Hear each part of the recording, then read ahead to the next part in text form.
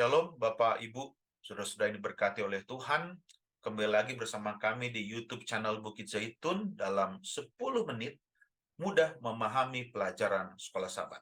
Kami hanya mengingatkan kembali kepada Bapak Ibu bahwa acara ini tidak menggantikan kita belajar sekolah Sabat di rumah.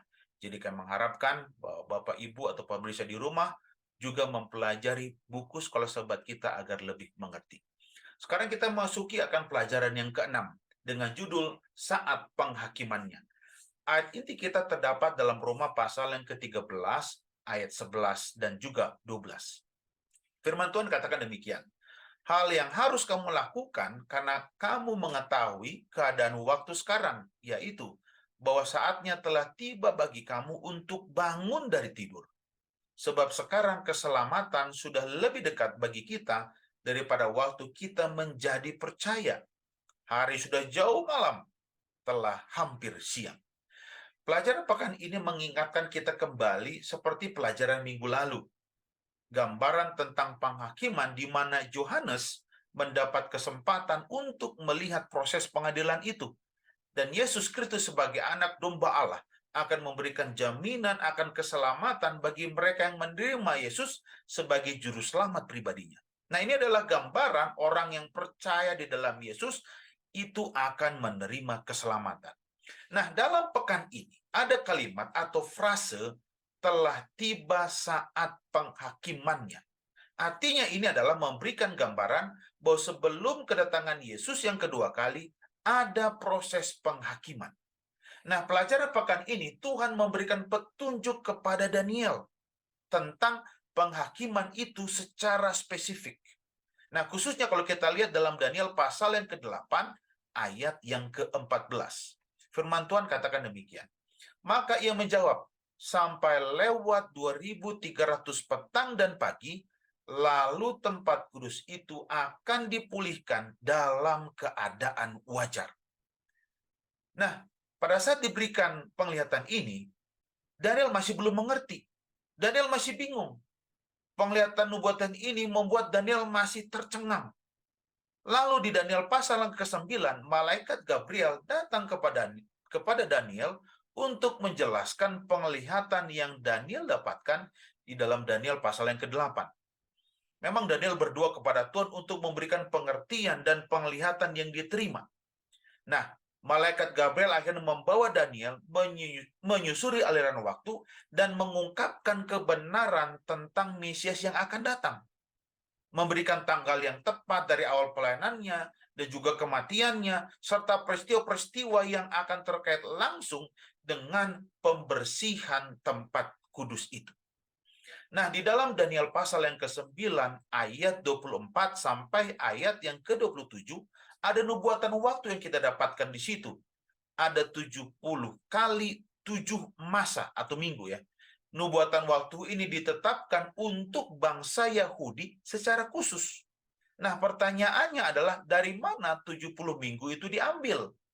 Nah, malaikat Gabriel menekankan bahwa 70 minggu itu ditetapkan atas bangsa Israel. Kata ditetapkan dalam bahasa Ibrani adalah catak. Catak ini berarti dipotong. Nah, pertanyaannya 70 minggu itu dipotong dari mana? Nubuatan waktu yang paling dekat dengan Daniel pasal 9 adalah nubuatan 2300 petang dan pagi. Jadi bukan 3,5 masa dalam Daniel pasal yang ke-7, bukan itu. Jadi dari 70 minggu itu, dari nubuatan ini, kita dapati itu adalah 490 hari. Kita dapatkan dari 70 minggu kali 7 hari. Nah, dalam nubuatan 1 hari sama dengan 1 tahun, ini kita dapati bahwa dalam bilangan pasal 14 ayat 34 dan juga Yeskiel pasal 4 ayat yang ke-6. Nah, ada nubuatan 1 hari sama dengan 1 tahun. Nah, prinsip dalam menafsirkan nubuatan adalah jika nubuatan merupakan gambaran simbolis, maka biasanya nubuatan itu memiliki waktu yang simbolis juga. Dengan demikian, 70 minggu dengan nubuatan 1 hari sama dengan 1 tahun, jadi 490 hari itu sama dengan 490 tahun.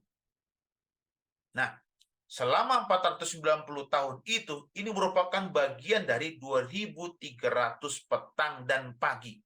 Jadi 2.300 hari itu sama dengan 2.300 tahun. Nah, malaikat Gabriel juga menyebutkan di awal penglihatan Daniel itu dimulai dengan dua binatang. Nah, dua binatang ini ada lambangnya. Binatang yang pertama adalah domba. Domba melambangkan Medo Persia. Dan kambing yang kedua penglihatan diberikan adalah melambangkan Yunani.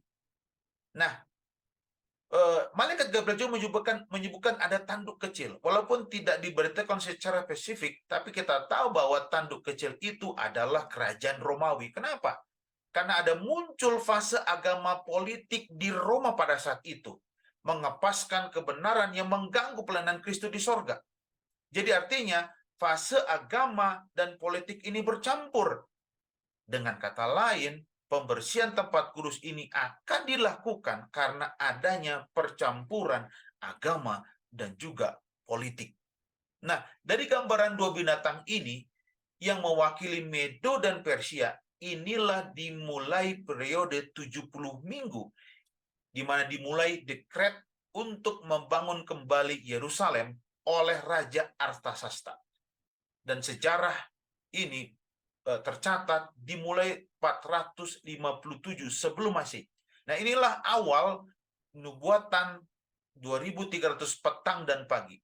Nah, kalau awal perhitungan tahun 457, maka kita tahu akhir nubuatan itu adalah 844. Sorry, 1844.